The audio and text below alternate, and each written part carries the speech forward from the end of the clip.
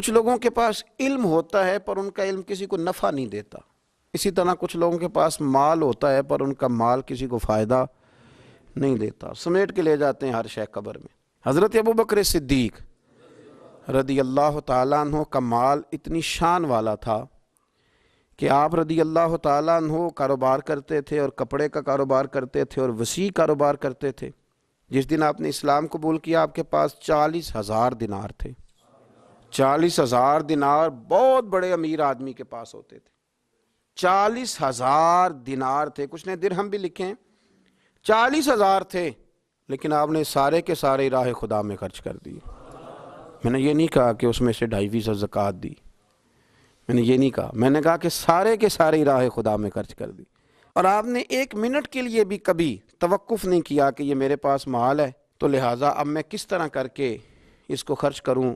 پہلے تو آپ نے اسلام قبول کیا تو مال خرچ کرنا شروع کیا، پھر جب آپ ہجرت کے لیے نبی کریم صلی اللہ تعالی علیہ وسلم کو لے کے گئے تو اس میں بھی مختلف روایتیں ہیں۔ ایک روایت یہ ہے کہ اس وقت 5,000 دینار آپ کے پاس تھے، بہت بڑی رقم تھی یہ بھی۔ جب آپ گھر سے نکلے نا تو وہ سارے پیسے ہی آپ نے ساتھ لے لیے، سارے ہی۔ بڑا مشکل کام ہے، گھر میں جوان بیٹیاں بھی تھیں، بچے بھی تھے، خرچے بھی تھے، لیکن یارو یہ بڑا کٹھن رستہ ہے۔ وہ سارا ہی پیسہ لے لیا اور وہاں پتھر رکھ کے نا چھوٹے چھوٹے، تو ان کے اوپر کپڑا ڈال دیا۔ والد نابینا تھے، اپنی صاحبزادی سے فرمانے لگے اگر ابا جی پوچھے نا ابو بکر سارے پیسے تو نہیں لے گیا؟ اور وہ ڈھونڈتے ڈھونڈتے یہاں آئے تو ان کا ہاتھ لگوا دینا، انہیں پتہ چلے کہ پیسے ابھی یہیں پڑے ہوئے، لیکن ساری رقم ساتھ لے گئے اور راہ ہجرت میں ساری رقم خرچ کر دی۔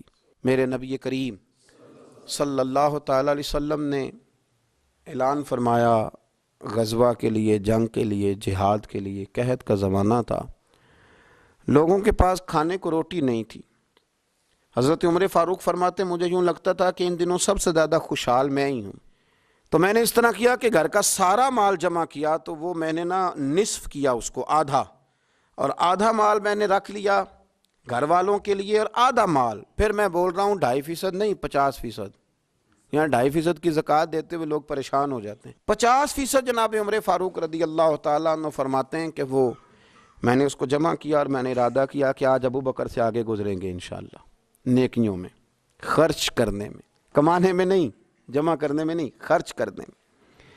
فرماتے ہیں جب وہ میں مال لے کے نبی کریم کی بارگاہ میں گیا تو میں بڑا مطمئن تھا کہ آج میں آگے گزر ہی جاؤں گا، لیکن جب میں نے نظر اٹھائی تو میرا رنگ بدل گیا، میرے پیچھے پیچھے ابو بکر صدیق بھی آئے، اور فرماتے ہیں میں نے اس مرد درویش کا رنگ بدلا ہوا دیکھا، سر کی ٹوپی بھی اتار لی، پیروں کے جوتے بھی اتار دیے، وجود کے کپڑے بھی اتار کے بوریے کا لباس پہن لیے، اور گھر سے سوئی دھاگا بھی اٹھا لائے۔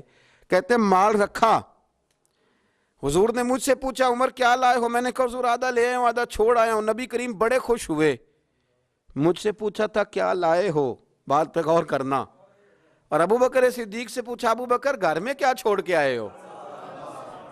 مجھ سے پوچھا کیا لائے ہو، ابو بکر سے پوچھا ماں اب کئی تھا، کیا چھوڑ کے آئے ہو؟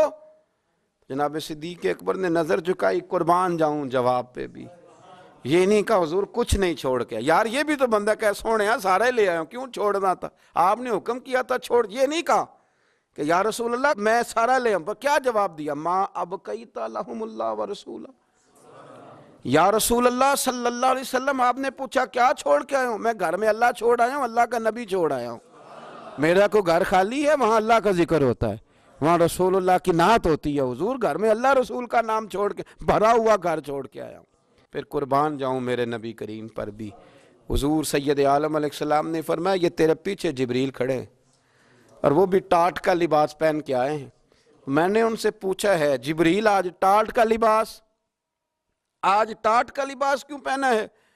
تو عرض کی یا رسول اللہ آج نا ابو بکر صدیق نے ٹاٹ کا لباس پہنا ہے تو رب کو اتنا پسند آیا ہے کہ اس نے کہا فرشتوں نوری کپڑے اتارو سارے، یہ روپ دھارو نا جو میرے یار کے یار نے دھارا ہے، یہ والا تینوں لب دیں آپ گواچے، سانو اپنی خبر نہ کوئی، ساتھوں پارے نہیں ککھ گلیاں، سانو تے آخ دے لوگ شدائی، ہاں سانو آخ دے لوگ شدائی، کیونکہ اسا ننگ نموس دا ساڑ کے چولا، گل پہنے ہیں تاج گدائی، سجنا اپنا آپ گوایا ہے تاں یار نے چاتی پائی۔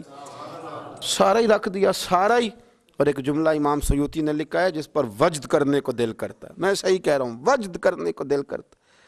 امام سیوطی فرماتے ہیں کہ نبی پاک صلی اللہ تعالیٰ علیہ وآلہ وسلم نے کہا کہ ابو بکر میرا رب فرماتا ہے کہ تو سارا ہی لے آیا ہے اور ٹاٹ کا لباس تو نے پہن لیا ہے، تو رب فرماتا ہے کہ ابو بکر سے پوچھئے کہ ابو بکر اس حال میں اپنے رب سے راضی ہے کہ نہیں، اس حال میں راضی ہے کہ نہیں؟ تو صدیق اکبر کی تو چیخ نکل گئی، عرض کی یا رسول اللہ میں کہاں اور میرا رب کہاں؟